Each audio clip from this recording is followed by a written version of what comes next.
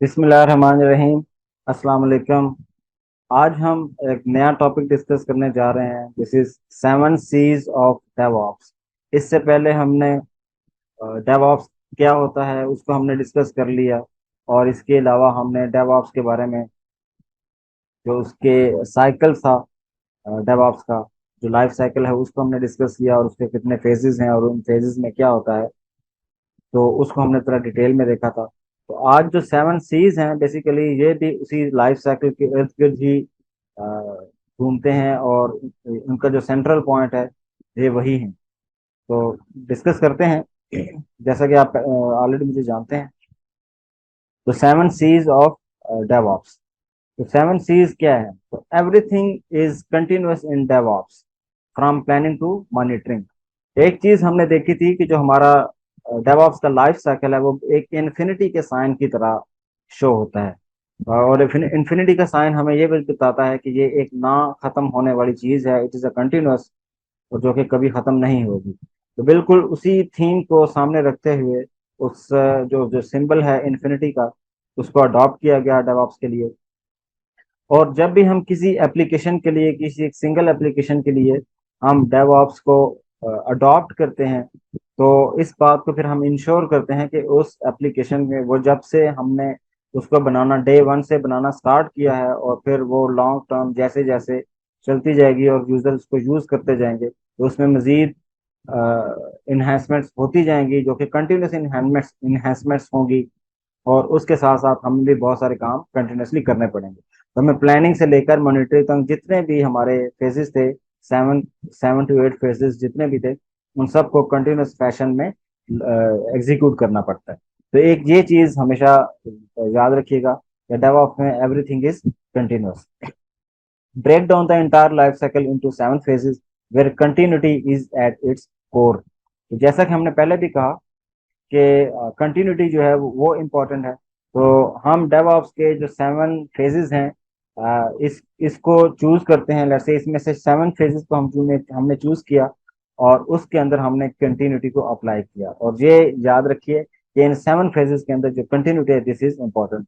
तो अगर रफली मैं बताऊं कि इसमें जो 7 C's हैं, इसमें से सी स्टैंड फॉर कंटिन्यूटी। तो अब लेकिन वो 7 कंटिन्यूटी की चीजें हैं, वो 7 कौन सी हैं, इंशाल्लाह हम आगे उसको डिस्कस करते हैं। Any phase in the life cycle can iterate through out the project multiple times until it's finishes. तो ये बात बड़ी इंपॉर्टेंट है कि आपके डेवऑप्स के लाइफ साइकिल में जितने भी फेजेस हैं, आप किसी भी फेज को बार बार आइटरेट कर सकते हैं जब तक आपके वो चीजें अचीव, जो डिजायर्ड रिजल्ट्स हैं वो जब तक आपके अचीव ना हो, आप उन्हें आइटरेट कर सकते हैं। मसलन अगर आप प्लानिंग कर रहे हैं, तो प्लानिंग अगर प्रॉपर नहीं हो पाई, तो आप प्लानिंग के फेज को बार बार आइटरेट कर सकते हैं। मसलन 1 वीक आपने प्लान किया था कि ट्रेनिंग, सॉरी, प्लानिंग होनी चाहिए।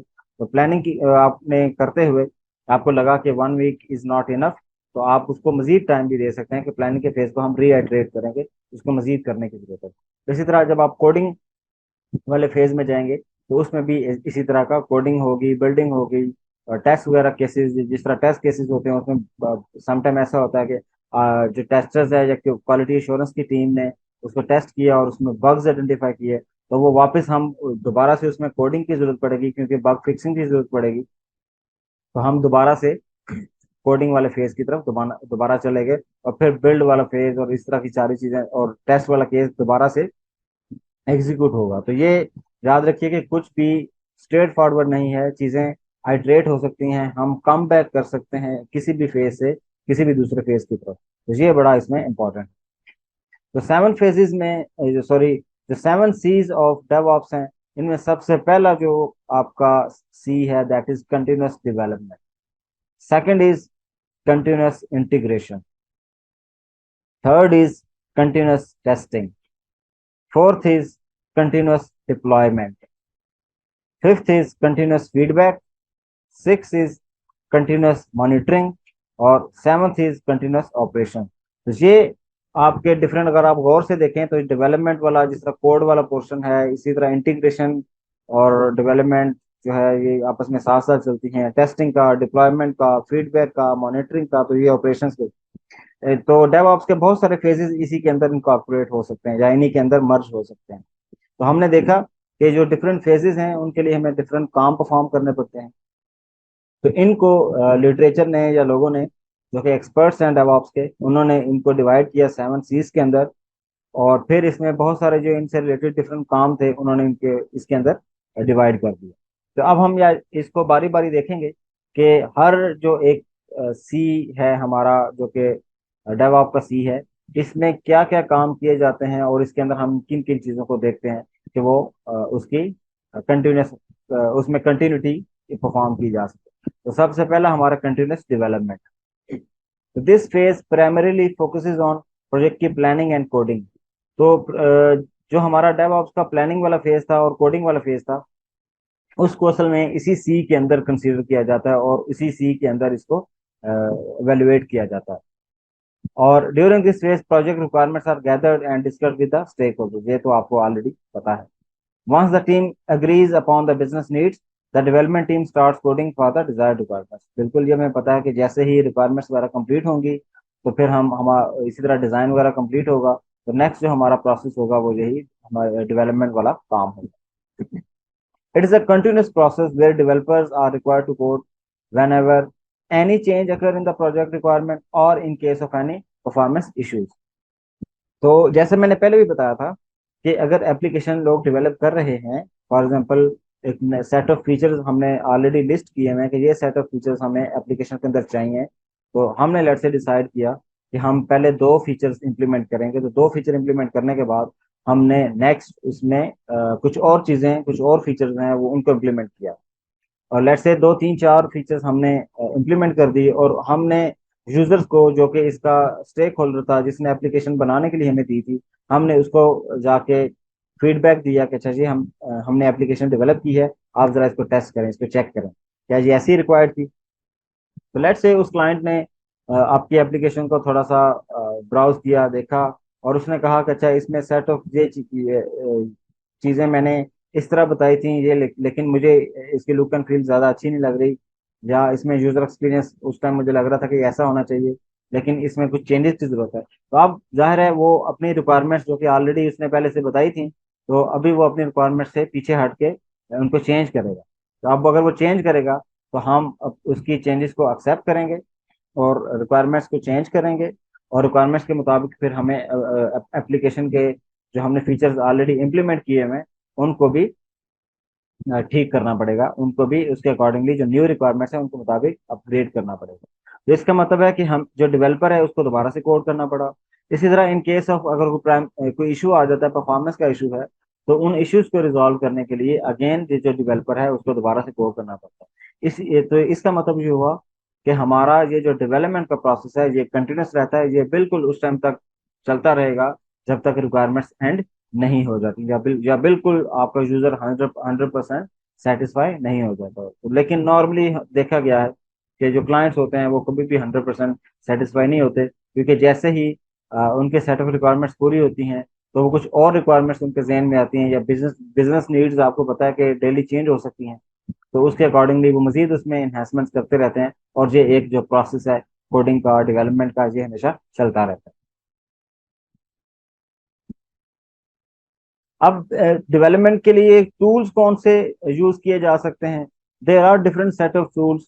कोई खास स्पेसिफिक टूल नहीं है, लेकिन ये टोटली कंपनीज पे डिपेंड करता है। बहुत सारे लोग या बहुत सारी जो टीम्स हैं वो प्रोजेक्ट की प्लानिंग के लिए जीरा को यूज करते हैं, कुछ आसाना को यूज करते हैं। There are different software software project management tools जिनको आपके जो मैनेजर्स हैं ये यूज कर सकते हैं। लेकिन it is the choice of company के वो कौन से सेट ऑफ टूल यूज करती है। तो इसमें अपनी पर्सनल प्रेफरेंस हो भी सकती है और नहीं भी हो सकती, लेकिन ये टोटली कंपनी के कल्चर पे डिपेंड करता है कि वो उस कल्चर में कौन से सेट ऑफ टूल्स यूज किए जा रहे हैं। The development team uses some tools, for example जो गिट लैब है, गिट हब है, गिट यूज करते हैं, जीरा यूज करते हैं, बिट बकेट हो सकती है। तो ये सेट ऑफ टूल्स हैं जो आपके डेवलपमेंट के लोग, जो जो डेवलपर्स हैं वो यूज करते हैं, ताकि वो आपका जो कोड बेस है, कोड बेस नॉर्मली हम कोड को कहते हैं, जो हम डेवलपर्स जो कोड डेवलप कर रहे होते हैं, जो कोड लिखते हैं, उसको उसका टेक्निकल नेम कोड बेस भी है। तो आप कंपनीज में जब जाएंगे तो आपको कोड बेस का नाम सुनने को बहुत ज़्यादा मिलेगा। तो वहाँ कोड बेस की मैनेजमेंट करना और फिर उनकी इंटीग्रेशन वगैरह करना, यानी कि कोड को मल्टीपल, जिस तरह आपको पता है डेवलपर्स काम कर रहे होते हैं तो उनको आपस में कोलैबोरेट करना, इन सब चीज़ों के लिए ये सेट ऑफ टूल्स रिक्वायर्ड होंगे। जो गिट और जेरा है, these are the most famous या पॉपुलर टूल्स जो कि नॉर्मली यूज किए जाते हैं। तो अगर आपको ये दोनों आते हो तो ये बहुत बेस्ट है। अच्छा, यहाँ हम जो गिट का टूल है उसे तो इस डेवऑप्स वाले बूट कैंप के अंदर इंशाल्लाह डिस्कस करेंगे और यूज भी करेंगे और उसकी लर्निंग भी करेंगे। लेकिन जीरा चूंकि एक टोटली पेड कोर्स है, सॉरी पेड एक टूल है, तो इसको शायद हम इसके अंदर कवर नहीं कर सकेंगे। वो फिर जब आप किसी कंपनी को ज्वाइन करेंगे या किसी भी ऑर्गेनाइजेशन को, अगर आप फ्रीलांसिंग के तौर पर उनके साथ काम करेंगे तो मे भी उस टाइम आपको इसको यूज करने का एक्सपीरियंस हो। तो फॉर टाइम बिंग हम जीरा को यूज तो नहीं करेंगे, लेकिन गिट को इंशाल्लाह हम इस डेवऑप्स के बूट कैंप के अंदर यूज करेंगे। तो सेकंड जो सी है, that is continuous integration. It is the most crucial phase in the entire DevOps life cycle. ये इंपॉर्टेंट है क्योंकि जैसा कि हमने देखा है कि in this phase updated code या आपके जो एड ऑन फंक्शनैलिटीज हैं या सेट ऑफ फीचर्स हैं, they are developed and integrated into existing code. जिस तरह जो पिछला फेज था डेवलपमेंट का फेज, सॉरी डेवलपमेंट का जो सी था और ये इंटीग्रेशन का जो सी है, ये आपस में बहुत इंटर रिलेटेड है, इनका बहुत आपस में एक गहरा ताल्लुक है। जैसा कि हमने देखा कि जब नए फीचर सेट ऑफ फीचर्स या परफॉर्मेंस इश्यूज वगैरह पे डेवलपर काम करता है तो उसको फिर अपनी एग्जिस्टिंग एप्लीकेशन के अंदर उस कोड को दोबारा से इंटीग्रेट करना होता है, ताकि जो ऑलरेडी एग्जिस्टिंग एप्लीकेशन है उसके अंदर ये सेट ऑफ नए फीचर्स जो हैं वो इनकॉर्पोरेट हो सकें, तो और एक पूरा एक बड़ा बंडल बन सके, ताकि जब हम ये सॉफ्टवेयर या एप्लीकेशन एंड यूजर को डिलीवर करें तो उसे पूरा एक पैकेज मिल सके। तो ये इंटीग्रेशन करने वाला जो काम है, दिस इज वेरी क्रूशियल। ये बड़ा इंपॉर्टेंट है और इसी के अंदर बहुत सारे मसाइल आते हैं। समटाइम ऐसा होता है कि बहुत सारे टूल्स जो हैं, सॉरी, या बहुत सारे जो मॉड्यूल्स हैं वो डेवलपर्स डेवलप कर लेते हैं, लेकिन अगर अच्छा एक्सपीरियंस ना हो तो इंटीग्रेशन अगर प्रॉपर नहीं हो पाई तो उस केस में बहुत इशू होते हैं कि आपके जो डिफरेंट मॉड्यूल्स हैं वो सेपरेटली तो काम कर रहे होते हैं, लेकिन जब उन्हें कंबाइन किया जाता है, जब उन्हें इंटीग्रेट किया जाता है तो फिर वो उस तरह काम नहीं कर पाते। तो ये एक बहुत बड़ा इशू होता है अगर एक्सपीरियंस वगैरह ना हो। The bugs are detected and identified in the code during this phase at every step through unit testing। अच्छा, एक चीज का खास ख्याल रखें कि जब जो डेवलपर्स हैं वो कोड लिखते हैं, लेट्स चाहे वो परफॉर्मेंस इश्यूज का कोड हो या वो नए सेट ऑफ फीचर्स हों, तो जब वो उसका कोड लिखता है तो वो अपने लेवल तक उसको कोड को टेस्ट भी करता है। तो उसके लिए जो टेस्ट यूज किए जाते हैं उन्हें यूनिट टेस्ट कहा जाता है। तो नॉर्मली हमने देखा है कि यूनिवर्सिटीज के अंदर या आम प्रैक्टिस के अंदर हम यूनिट टेस्ट को ज़्यादा अहमियत नहीं देते, बट जब आप ऑर्गेनाइजेशंस में जाएंगे तो वहाँ आपको सेट ऑफ यूनिट आपको यूनिट टेस्ट वगैरह लिखने होंगे और ये आने चाहिए। ये एक अच्छी अप्रोच है कि अगर आपने यूनिट टेस्ट आपको लिखना आते हैं तो दिस इज़ वेरी नाइस, ताकि आप अपने ही लिखे हुए सेट ऑफ फंक्शंस को जो आपके क्लासेस के अंदर फंक्शंस हैं या बगैर क्लासेस के फंक्शंस हैं उनको आप प्रॉपरली टेस्ट कर सकें कि क्या वो डिफरेंट सिनेरियोज में काम करेंगे प्रॉपरली या नहीं। And then the source code is modified accordingly. तो जब आपने ये यूनिट टेस्ट अप्लाई कर लिए और आपका कोड आपको लगा कि ये सक्सेसफुली अब इट इज वर्किंग फाइन, तो फिर आप इसको इंटीग्रेट करते हैं एग्जिस्टिंग कोड के अंदर। This step makes integration a continuous approach where code is tested at every commit। तो ये बड़ा इंपॉर्टेंट है कि जब भी आप कमिट करते हैं, फॉर एग्जांपल आपने कोड लिखा और आपने कमिट कर दिया, ये कमिट का जो वर्ड मैं यूज कर रहा हूँ this is very technical word. तो इसको हम मजीद जब इंशाल्लाह गिट और गिट हब या गिट लैब वगैरह को हम डिस्कस करेंगे तो उस टाइम हमें ज्यादा बेहतर तरीके से क्लियर हो जाएगा। बहुत सारे लोगों को पहले से पता होगा, लेकिन अगर किसी को नहीं भी पता तो नो प्रॉब्लम, हम जब वहाँ डिस्कस करेंगे तो बड़े क्लियरली आइडिया हो जाएगा कि कमिट का क्या मतलब है। नॉर्मली अगर सादा अल्फाज में मैं कहूँ तो कमिट का मतलब है कि मैंने अपनी तरफ से कोड कंप्लीट किया है, अब इसको जो सेंट्रल रिपोजिटरी है उस पर अपलोड हो जाना चाहिए। तो इस प्रोसेस को नॉर्मली हम कमिट का नाम देते हैं। अच्छा, जब हम कमिट करते हैं तो हम ये चाहते हैं कि कमिट होते ही हमारे जो यूनिट टेस्ट केसेस हैं वो एग्जीक्यूट हों, ताकि वो चेक करें कि जो हमने कोड लिखा हुआ है उसके अंदर किसी किस्म के प्रॉब्लम्स तो नहीं है। अगर वो सक्सेसफुल हैं तो वो आगे से जो कमिट है वो अप्रूव हो जाए। अदरवाइज वो हमें वो जो डेवलपर को कम बैक करे और कहे कि भाई इसमें प्रॉब्लम है, तो अभी इसको आप ठीक करेंगे। The moreover, the needed are also planned in this phase। जितने भी जिस तरह तरह के भी टेस्ट चाहिए होंगे वो हम इसी के अंदर प्लान करते हैं। और कुछ टेस्ट हम ये फॉर एग्जांपल यूनिट टेस्ट हैं वो इधर ही परफॉर्म कर लेते हैं, और जो बाकी इसके अलावा टेस्ट होते हैं वो हम दूसरे फेजेस के अंदर, जो टेस्टिंग का फेज होता है उसके अंदर उनको हैंडल करते हैं। तो नॉर्मली जो टूल्स हैं जो कि यूज किए जाते हैं कंटिन्यूस इंटीग्रेशन के लिए, तो जो कंटिन्यूस इंटीग्रेशन है इसके लिए CI/CD आपने शायद नाम सुना होगा, नहीं भी सुना तो कोई प्रॉब्लम नहीं। Continuous integration and continuous deployment ये एक पूरा प्रोसेस है। इसको हमने first day of boot camp में भी डिस्कस किया था कि हमारा पूरा एक मॉड्यूल है इस पे कि हम उसको डिटेल से डिस्कस करेंगे। तो उसके अंदर डिफरेंट टूल्स हैं जो हमें ये फैसिलिटी प्रोवाइड करते हैं, जिस तरह जेंकिंस है, बैम्बो है, गिट लैब CI है, गिट हब के एक्शंस हैं, बडी है, टीम सिटी है, इस तरह सर्कल CI है। These are some famous tools जो डेवऑप्स के लोग हैं ये यूज कर रहे होते हैं। और इसके अंदर ये पूरा जो प्रोसेस है, ये कमिट्स का होना, टेस्ट केसेस का चलना, और फिर प्रॉपरली आपकी एप्लीकेशन जो है वो नेक्स्ट फेज के लिए रेडी होना, ये सारी चीजें कंटिन्यूसली इसके अंदर परफॉर्म की जा रही है। तो ये एक बड़े मजे का एक टूल है, और या बड़े मजे का फेज है जिसके अंदर हम इन डिफरेंट टूल्स को यूज करते हैं। और हम रियली इंजॉय करते हैं कि इसमें बहुत सारे जो काम हम मैन्युअली कर रहे होते हैं उनको जब हम ऑटोमेट करते हैं तो बहुत ही हमें फीलिंग आती है कि हमने एक जो मैनुअल प्रोसेस था उसको जो ऑटोमेट किया, और उसका हमें एडवांटेज फील होता है कि ये हमने एक एक प्रोजेक्ट जो कि डिले हो रहा था मेरे मैनुअल वर्क की वजह से, उसको जब हमने ऑटोमेट किया तो हमारा काम जो है वो फास्ट हो। तो next C is continuous testing. तो some teams carry out the continuous testing phase before the integration occurs. अच्छा, ये जो कंटिन्यूस टेस्टिंग वाला, ये टेस्टिंग वाला काम है और जो इंटीग्रेशन वाला काम है, ये टीम टू टीम डिपेंड करता है या कंपनी टू कंपनी उनके कल्चर पे डिपेंड करता है। कुछ लोग सारे टेस्ट केसेस पहले एग्जीक्यूट कर लेते हैं, जिस तरह हमने पिछले केस में बात की कि इंटीग्रेशन से पहले यूनिट टेस्टिंग परफॉर्म कर ली। कुछ लोग सिर्फ यूनिट टेस्ट परफॉर्म करते हैं और इंटीग्रेशन के बाद डिफरेंट टेस्ट वगैरह जो है उनको परफॉर्म करते हैं या एग्जीक्यूट करते हैं। कुछ कंपनीज या कुछ कल्चर्स जो ये कहते हैं कि अच्छा सारे टेस्ट केसेस पहले से एग्जीक्यूट कर लें, ताकि अगर किसी किस्म का इशू है तो वो इंटीग्रेशन से पहले ही पता चल जाए, और उस बाद में हम उसको इंटीग्रेट करेंगे। तो ये टोटली कंपनी पे डिपेंड करता है या कंपनी के या उस टीम के कल्चर पे डिपेंड करता है कि वो किस तरह करते हैं। इसमें कोई हार्ड एंड फास्ट रूल नहीं है कि ये पहले होना चाहिए ये पहले होना चाहिए। हर एक के पास अपनी अपनी लॉजिक है, तो दे वो अपनी लॉजिक में अपने उसमें करेक्ट हो सकते हैं, तो हम उसकी रिस्पेक्ट करते हैं। तो quality engineers continuously test the software for bugs and issues during this phase using different tools.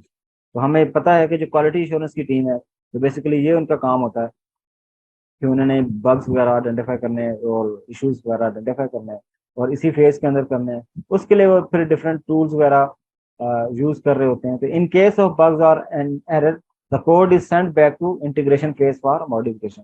तो अगेन जिस तरह देखा गया कि अगर जहाँ कोई गड़बड़ होती है, किसी किस्म के इश्यूज होते हैं कि टेस्ट केसेस फेल हो रहे हैं, तो अगेन हम डेवलपमेंट फेज की तरफ एक्चुअली भेज रहे होंगे। तो डायरेक्टली इंटीग्रेशन फेज की तरफ नहीं शायद जा रहे होंगे, क्योंकि उससे पहले अगर उसमें कोई डेवलपमेंट वगैरह की जरूरत है तो डेवलपमेंट फेज इन्वॉल्व हो जाएगा।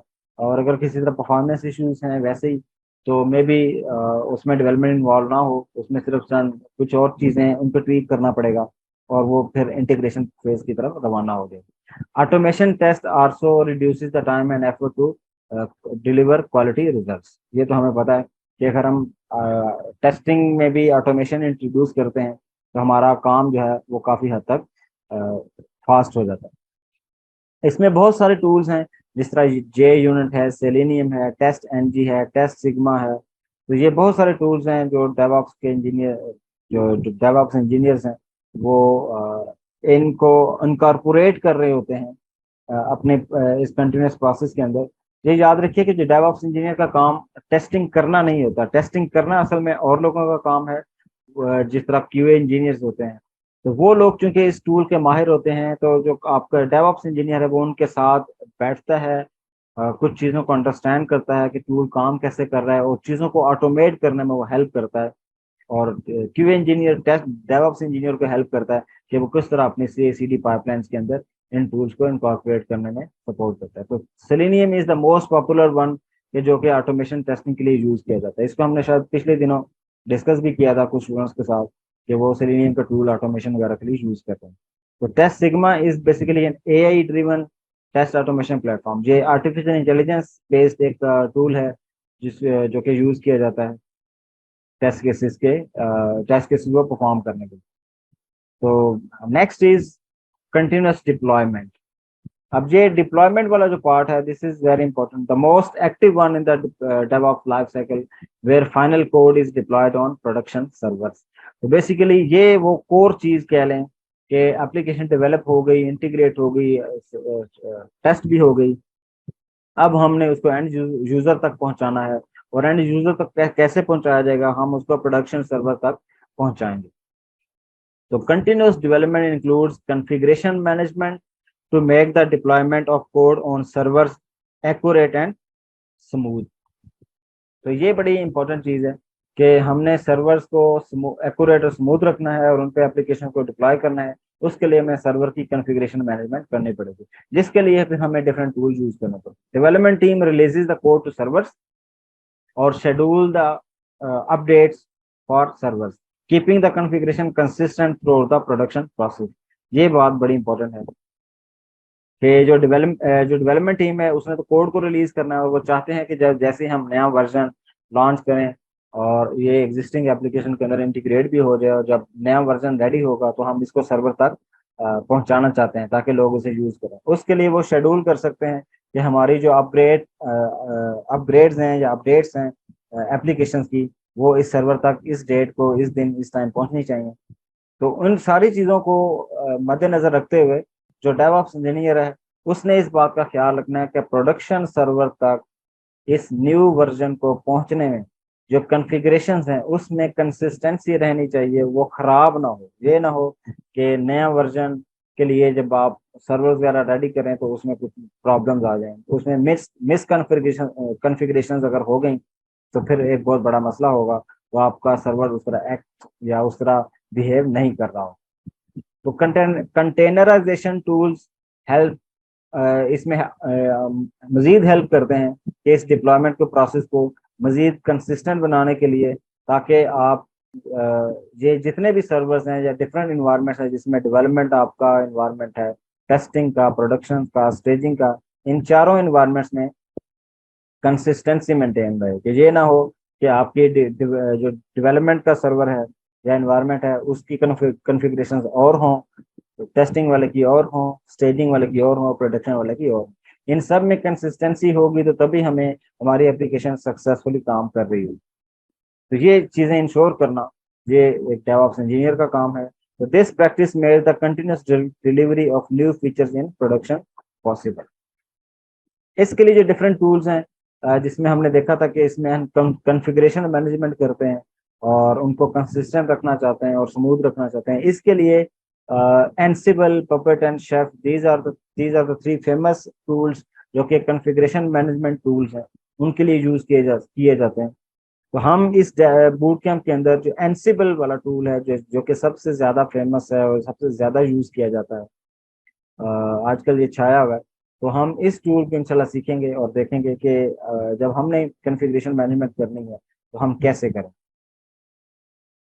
फिर fifth C is continuous feedback.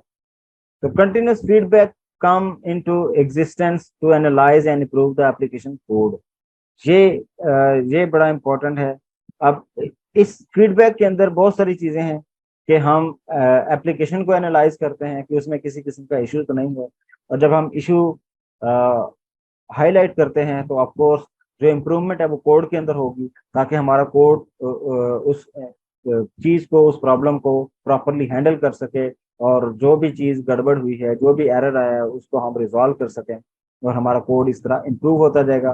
Code improve होगा तो एक्चुअली हमारी एप्लीकेशन इम्प्रूव होगी, और एप्लीकेशन इम्प्रूव होगी तो हमारा यूजर का एक्सपीरियंस इम्प्रूव होगा, वो ज्यादा बेटर होगा। यूजर का एक्सपीरियंस बेटर होगा तो इसका मतलब है एप्लीकेशन जो है वो सेटिस्फैक्ट्री है, उसमें किसी किस्म का इशू नहीं है, तो यूजर उसे अच्छे तरीके से यूज करते रहें। During this phase customer behaviour is evaluated regularly on each release to improve future releases and deployments। ये बात बड़ी इंपॉर्टेंट कि आपका हर रिलीज के बाद, फॉर एग्जांपल आपने फर्स्ट रिलीज लॉन्च की, जैसे वर्जन 1 आपने लॉन्च किया है, और उसके बाद आप कस्टमर का बिहेवियर जो है उसको एवेलुएट करते हैं, उसको एनालाइज करते हैं। तो सबसे पहले तो आपने कस्टमर का जो बिहेवियर है उसका डेटा कलेक्ट करना होगा, फिर उसे एनालाइज करना होगा। और उसको एनालाइज इसलिए किया ताकि पता चले कि क्या अभी वर्जन 1 के अंदर कोई ऐसे इश्यूज हैं जो कि हमारा कस्टमर या हमारा जो क्लाइंट है वो फेस कर रहा है, ताकि जब नेक्स्ट वाली रिलीज उसको हम प्लान करें और जब हम उसको डिप्लॉय करें तो वो वाले इश्यूज जो कि वर्जन 1 में यूजर को फेस करने पड़े हैं या क्लाइंट को फेस करने पड़े हैं, वो वर्जन 2 में प्रॉब्लम्स फेस ना करने पड़े।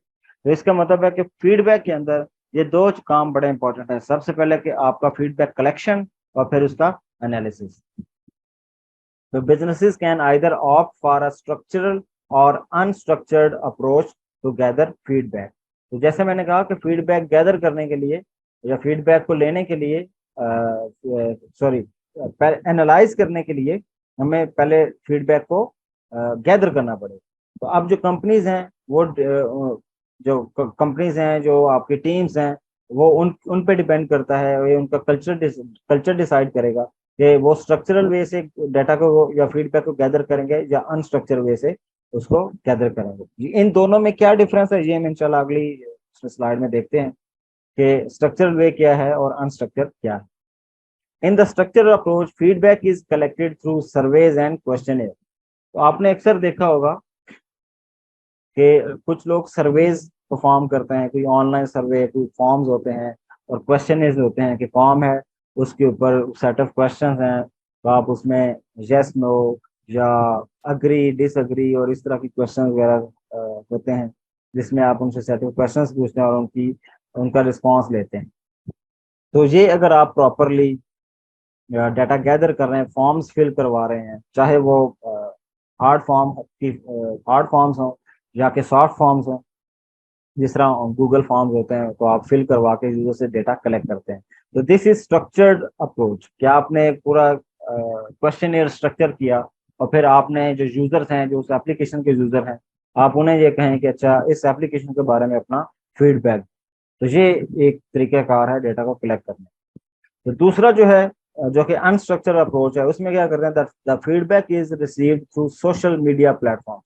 जिस तरह अक्सर आपने देखा हुआ है कि डिफरेंट चीज़ों को या डिफरेंट कंपनीज के रिव्यूज होते हैं। मसलन एक कंपनी है तो आप उसके बारे में रिव्यू जो सोशल मीडिया अकाउंट्स हैं उनके ऊपर देते हैं। जिस तरह आपने देखा होगा गूगल मैप पे कुछ लोग अपने रिव्यूज देते हैं, फेसबुक के पेज के ऊपर उनके रिव्यूज देते हैं। तो इस तरह के जो रिव्यूज हैं उनकी डेटा जो कलेक्शन है, वो डेटा के नॉर्मली जो यूजर अपनी मर्जी से, कोई सेट ऑफ क्वेश्चंस नहीं होते उसमें, उसमें यूजर अपनी मर्जी से जो उसके थॉट्स होती हैं उनको एक्सप्रेस करता है, और उस डेटा को गैदर किया जाता है और फिर उसको एनालाइज किया जाता है कि अच्छा हमारे यूजर्स इस एप्लीकेशन को यूज करते हुए किस तरह की चीजें फेस कर रहे हैं। वो जिस तरह आजकल आप चैट जीपीटी यूज कर रहे हैं, तो उसमें भी एक ऑप्शन आती है कि अगर आपने उससे कुछ आंसर गेट करवाया है या उसने आपको आंसर जनरेट करके दिया है, तो उसमें एक फीडबैक का ऑप्शन अवेलेबल होता है कि आप उसे बता सकते हैं कि इसने जो रिजल्ट जनरेट किया है वो आपके लिए सेटिस्फैक्ट्री है या नहीं। तो वो एक अनस्ट्रक्चर्ड वे है, क्योंकि उसमें आप अपनी मर्जी से कोई भी जो थॉट्स हैं वो एक्सप्रेस कर सकते हैं और फिर वो उस डाटा को एनालाइज करेंगे और उसके अकॉर्डिंगली उसके अपनी एप्लीकेशन को इनहेंस करेंगे। Overall this phase is essential in making continuous delivery possible to introduce a better version of the application. तो ये तो हमें पता है कि ओवरऑल इस फेज का असल पर्पज यही है कि हमारा जो वर्जन 1 है उससे जो भी जिस तरह का भी डेटा कलेक्ट हुआ है उसको एनालाइज करने के बाद हम इस बात को डिसाइड करते हैं या इस बात को हम इंश्योर करते हैं कि जो हमारा वर्जन 2 है, this must be a better version of version 1। ठीक है, तो ये हमारा हमेशा चाहिए होगा। तो इसलिए जो फीडबैक है, तो फीडबैक को कलेक्ट करना और फिर फीडबैक को एनालाइज करना, ये भी एक पूरा प्रोसेस है। तो there are different set of tools जो को यूज किए जाते हैं। तब एक टूल है Pendo, is a product analysis tool use to collect customer reviews and insights. तो ये कस्टमर के रिव्यू लेने के लिए ये एक टूल है पेंडो के नाम से। और इसी तरह क्विंटेलिस TED is another tool used primarily for tracking the entire DevOps process to gather actionable insights for bugs and flaws.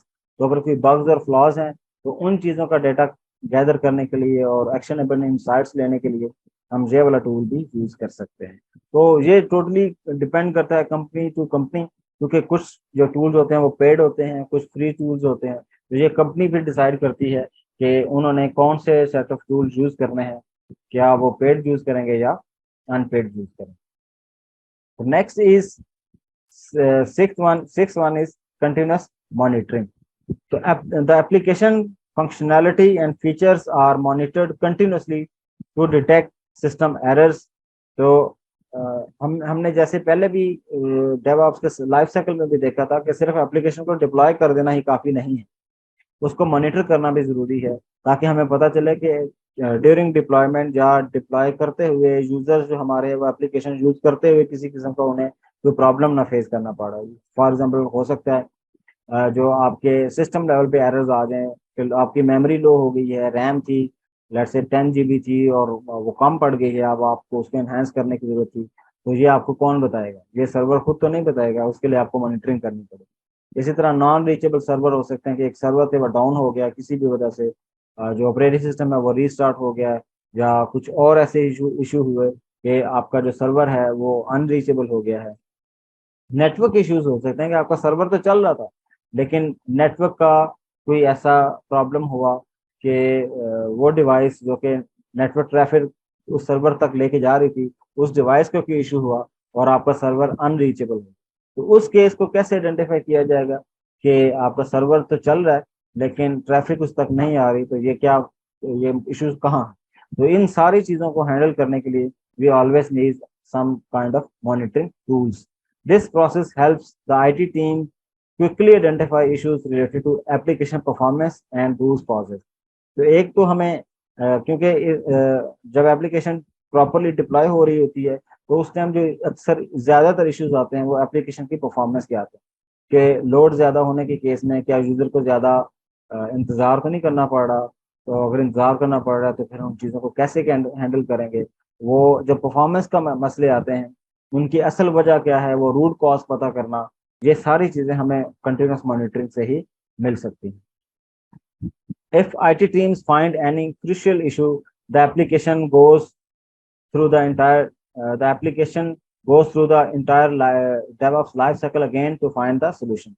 तो अगर किसी किस्म का इशू है, मॉनिटरिंग के दौरान हमें पता चला कि किसी किस्म के इश्यूज हैं, तो फिर हम देखते हैं कि ये इश्यूज किस लेवल पे रिजॉल्व हो सकते हैं। क्या ये प्लानिंग के प्रॉब्लम तो नहीं थे, या ड्यूरिंग डेवलपमेंट तो ये इश्यूज नहीं आए, या टेस्टिंग के दौरान तो ये कुछ चीजें नहीं रह गई। तो ये सारी चीजें हम देखते हैं, या हो सकता है डिप्लॉयमेंट करते हुए कुछ मिसकॉन्फ़िगरेशन नहीं हो, या इसी तरह मॉनिटरिंग हम प्रॉपरली ना कर पा रहे हैं। तो ये पूरे जो लाइफ साइकिल है इसको अगेन हमें देखना पड़ता है और उसको आइडेंटिफाई करना पड़ता है कि एक्चुअली प्रॉब्लम किस फेज में है, तो फिर उसके अकॉर्डिंगली हमें उनका सोल्यूशन डिवाइस करना पड़ता है। However, the security issues can be detected and resolved automatically during this phase। तो इसी अक्सर जो सिक्योरिटी के इश्यूज होते हैं वो इसी मॉनिटरिंग के दौरान पता चलते हैं और फिर उन्हें इधर ही इसी लेवल पर रिजॉल्व कर लिया जाता है, क्योंकि नॉर्मली जो सिक्योरिटी वाला कोई हमारा डेवऑप्स का फेज नहीं है, तो इसलिए फिर हम उसे इधर ही हैंडल कर लेते हैं। इसके लिए there are set of tools जिसमें नेगियोस है, किबाना है, स्प्लंक है, ग्रेफाना है, प्रोमीथियस है, पेजर ड्यूटी है, ELK स्टैक है पूरा एक, डाटाडॉग है, क्यूब कॉस्ट है, पिक्सी है, रोबस्टा है एंड सेंसो है। देर आर डिफरेंट टूल्स के these are set of different tools. इनमें से सारे, ये बहुत सारे मैंने नाम लिखे हैं, ये बहुत सारे हैं। इनमें से कुछ ऐसे हैं जो एक जैसा काम करते हैं, कुछ हैं जिनका थोड़ा सा काम डिफरेंट है। कौन कौन से क्या काम करते हैं, इंशाल्लाह ये इसका हमारा जो डेडिकेटेड एक मॉड्यूल है मॉनिटरिंग का, उसके अंदर हम डिफरेंट टूल्स को एक्सप्लोर करेंगे और उसमें देखेंगे कि कौन कौन से टूल्स हैं जो डिफरेंट तरह के काम परफॉर्म करते हैं, फिर हम उनमें से कौन से यूज कर सकते हैं। तो फिलहाल तो हमने ये डिसाइड किया हुआ कि हम प्रोमेथियस और ग्रिफाना को यूज करेंगे, लेकिन हम टाइम के साथ देख लेंगे इसको कि उस टाइम और कौन से सेट ऑफ टूल्स हमें सीखने चाहिए। तो इंशाल्लाह जब वो फेज आएगा तो फिर हम उसको डिटेल में देखेंगे और डिसाइड भी करेंगे। तो नेक्स्ट इज कंटिन्यूस ऑपरेशन। तो 7th C है हमारा, वो है operation. The last phase in the DevOps cycle is crucial for reducing the planned downtime, such as scheduled maintenance. अच्छा, अक्सर आपने देखा होगा, आप कुछ सेट ऑफ एप्लीकेशन यूज करते होंगे, हो सकता है कुछ बैंकिंग की या कुछ टेलको की या टेलीकॉम कंपनीज की तरफ से आपको कुछ मैसेजेस या ईमेल्स वगैरह आती हैं कि अच्छा हमारी जो एप्लीकेशन है वो फलां टाइम के दौरान, यानी कि रात के 12 से 1 के दौरान या रात 1 से 2 के दौरान एप्लीकेशन यूज नहीं हो सकेगी, क्योंकि हम कुछ मेंटेनेंस कर रहे हैं, कुछ अपग्रेडेशंस कर रहे हैं। तो this is known as planned downtime, कि उस टाइम एप्लीकेशन को डाउन कर दिया जाता है फॉर यूजर्स। एप्लीकेशन असल में बंद तो नहीं होती, लेकिन यूजर्स की जो एक्सेस है उससे वो दूर कर दी जाती है, ताकि जो पीछे आपके ऑपरेशंस के लोग हैं वो उसको प्रॉपरली सही तरह उसको अपग्रेड कर सकें। तो इसको हम कहते हैं प्लान्ड डाउन टाइम। तो हमारी कोशिश ये होती है कि किसी तरह हम इस प्लान्ड डाउन टाइम को रिड्यूस कर दें, कि फॉर एग्जांपल पहले जो काम 1 घंटे में हो सकता था, आप कोई ऐसा तरीका निकालें या तो ये प्लान्ड रिड्यूस टाइम चंद मिनट्स में आ जाए, या अगर ये बिल्कुल जीरो हो जाए तो दिस इज ज्यादा एक्सीलेंट।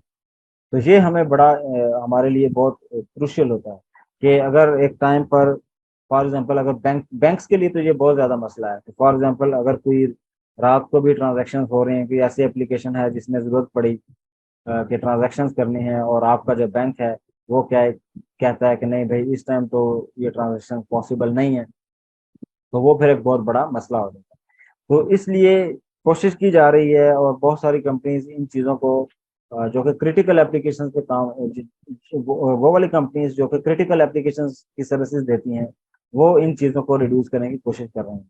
और इस पूरे प्रोसेस में अगर आप देखें तो आपका जो डेवऑप्स वाले लोग हैं इस पूरे को बैकअप कर रहे होते हैं। अक्सर मैं एग्जांपल देता होता हूँ कि जो दराज है, तो दराज की भी जिस तरह सेल भी आएगी, उनकी सेल्स होती हैं, तो अब आप अक्सर देखते हैं कि वो 24 आवर्स लोग उनकी एप्लीकेशन को एक्सप्लोर कर रहे होते हैं, ऑर्डर्स प्लेस कर रहे होते हैं, और वहाँ बाकायदा ट्रांजेक्शन हो रही है। तो वो एक क्रिटिकल एप्लीकेशन, वहाँ फाइनेंसेस इन्वॉल्व हैं, वहाँ आम यूजर के जो स्टेक्स हैं वो भी इन्वॉल्व हैं, जो कंपनी के स्टेक्स हैं वो भी इन्वॉल्व हैं। तो अब वहां अगर आपकी एप्लीकेशन डाउन हो जाए, कि आप ट्रांजेक्शन कर रहे थे और एप्लीकेशन डाउन हो जाए, तो वो एक बहुत बड़ा मसला होगा। डाउन टाइम आ जाए तो बड़ा मसला हो जाए। इसलिए ऐसी चीजों को बिल्कुल रिड्यूस करने के लिए हम डेवऑप्स का इस्तेमाल करते हैं, ताकि ये डाउन टाइम जो है हमारा जीरो हो। Generally developers are required to take the server offline to make the updates, which increases the downtime। तो नॉर्मली देखा यही गया है कि पहले डेवलपर्स जो थे वो सर्वर्स को डाउन कर देते थे ताकि आम यूजर एक्सेस ना कर सके, और फिर वो उस पर नए वर्जन हैं एप्लीकेशन के उनको अपडेट करते थे, और जाहिर है इसकी वजह से आपका डाउन टाइम जो है वो इंक्रीज हो जाता है, तो कंपनीज का लॉस होता है। Eventually continuous operation automate the process of launching the app and it's updates.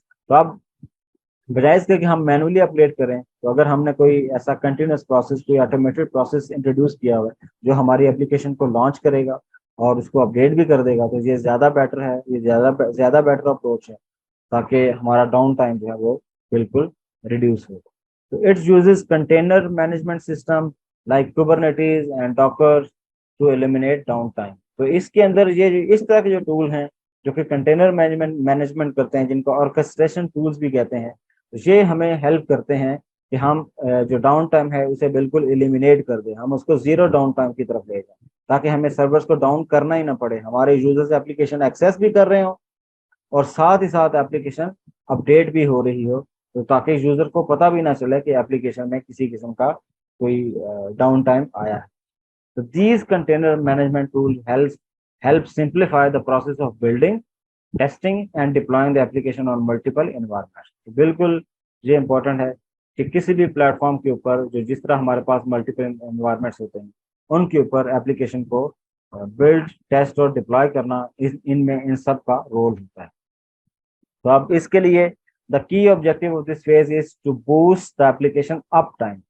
अब जाहिर है हम अगर डाउन टाइम डिक्रीज करेंगे तो अप टाइम इंक्रीज होगा, क्योंकि अप टाइम का मतलब है कि हमेशा सर्वर अप रहता है, अब हमेशा एप्लीकेशन अप रहती है, उसमें किसी किसी किस्म की जो बंदिश है वो नहीं होती। तो इसलिए हमारे जो यूजर्स हैं वो उन्हें किसी भी टाइम एक्सेस कर सकते हैं।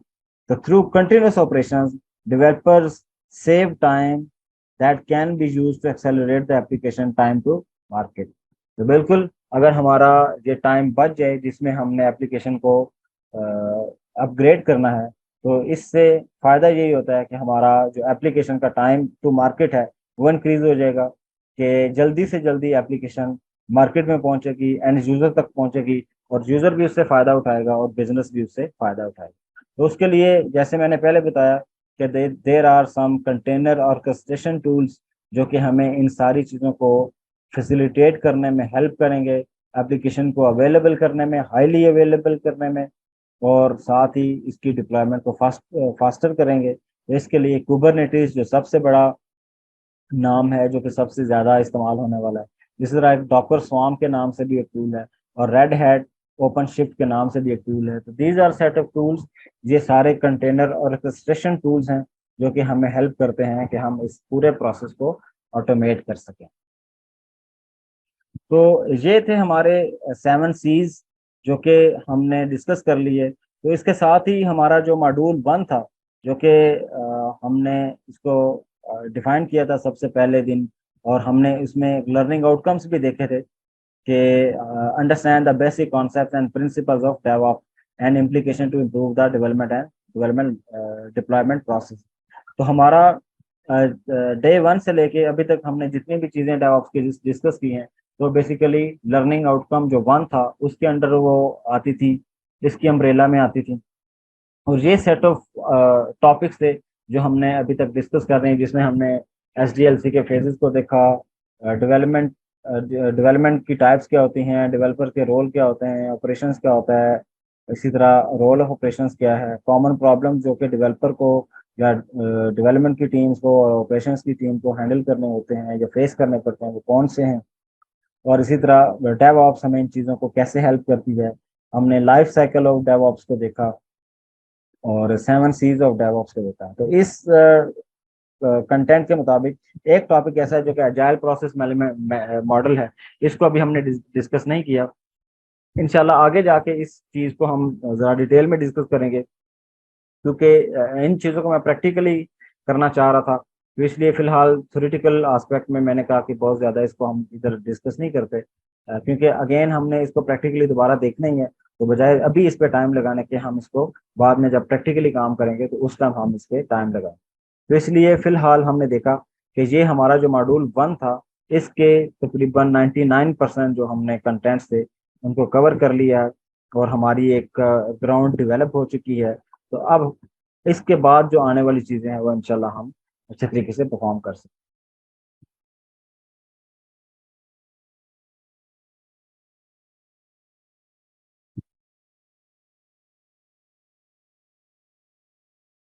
अच्छा, अभी जिस तरह हम मैंने कहा कि हमारे जो फर्स्ट मॉड्यूल है उसके कंटेंट्स कंप्लीट हो चुके हैं। तो फिर इसकी जो वीडियोस थी, जैसे मैंने आपके साथ प्रॉमिस किया था कि हम इसकी जितने भी वीडियोस होंगी वो उनको हम चैनल पे रखेंगे। तो दिस इज़ द चैनल के जो कि मैंने आपको पहले भी बताया था कि सॉल्व इट के नाम से है। तो इस चैनल को आपने सबसे पहले तो सब्सक्राइब कर लेना, ताकि जिस तरह की भी नई जो न्यू वीडियोस हैं वो आप तक पहुंचती रहें। तो ये फर्स्ट वाली जो डेवऑप्स बूट कैंप की प्ले लिस्ट है, ये यहाँ अवेलेबल है। तो आपने इस चैनल को सब्सक्राइब कर लेना, और ये वीडियो आपने देखनी है, ताकि आपकी जो अंडरस्टैंडिंग है वो प्रॉपरली डेवलप हो जाए। अगेन इसको दोबारा, ये जो कंटेंट्स वाला जो बूट कैंप ओवरव्यू है, इसको आप दोबारा देखेंगे तो बहुत सारी चीज़ें आपको न्यू पता चलेंगी, न्यू आईडी, कुछ चीज़ें जो कि हम भूल जाते हैं समटाइम, तो वो आपको रिवाइज करने में आसानी होगी। तो ये आपने वीडियोस लाजमी देखनी है। और इसके अलावा ये वीडियोस के लिंक्स मैंने, जिस तरह हमने ये स्लैक का जो कम्युनिटी बनाई हुई है, इस कम्युनिटी में आप देखते हैं कि these are set of channels, जिसमें अक्सर हम ये डेवऑप्स लर्निंग के चैनल में ज़्यादा अपनी डिस्कशन कर रहे होते हैं। तो इसके साथ मैंने ये एक बोट कैम्प वीडियोस के नाम से एक छोटा सा चैनल बनाया है, ये स्लैक के ऊपर है, ठीक है। ये चैनल तो यूट्यूब का है, ठीक है। यहाँ वीडियोस अवेलेबल होंगी, आप चाहें तो डायरेक्ट यूट्यूब के चैनल पे जाके इनको एक्सेस कर सकते हैं, या अगर उनके लिंक्स वगैरह अगर आप यहाँ से स्लैक के अंदर देखना चाहें, तो यहाँ मैंने बूट कैम्प वीडियोस के नाम से एक छोटा सा चैनल ये बनाया। तो इसके अंदर मैंने ये सारी जो वीडियोस हैं, लेट्स से डे 1 की वीडियोस अपलोड कर दी हैं, और इंशाल्लाह ग्रेजुअली मैं सारी वीडियोस यहाँ अपलोड करता रहूँगा। तो आपने कोशिश करनी है कि इसको भी आप जरा यहाँ से देखते रहें, और वीडियोस को लाजमी देखते रहें, रिवाइज लाजमी करते रहें, अपने नोट्स वगैरह लाजमी बनाते रहें, क्योंकि दिस इज़ वेरी इंपॉर्टेंट। क्योंकि जब तक आप चीज़ों को रिवाइज नहीं करेंगे, तो समटाइम ऐसा होता है कि बहुत सारे जो कोर कॉन्सेप्ट्स होते हैं वो मिस कर जाते हैं। तो अगर वो मिस हो गए तो फिर वो प्रॉब्लम क्रिएट हो सकती है।